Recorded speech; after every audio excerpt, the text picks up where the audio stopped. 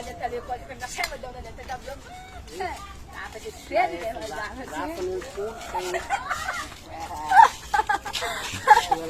Halo sekarang ni. Jangan botan sekarang mangat kayu lagi. Lo déjà rek faut qu'on enregistre comme ya. La police na mo dire comme ave ulam ng bimbol. Wow. Nanop ka mga ni faut jet kun bota. Mano fumbalo. Lo ba so sekarang mangat kayu kurang lagi. Ketsan dia ngano. Dito ba mangat kayu? Okay, dia jalan lah. Bravo na.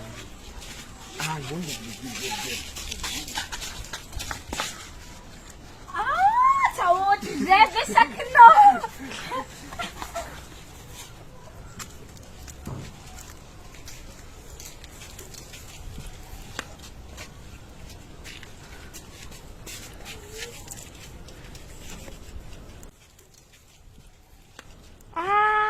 Tia, mangani nga magtetes permano.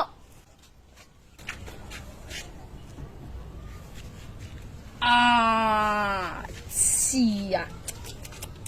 Atiase.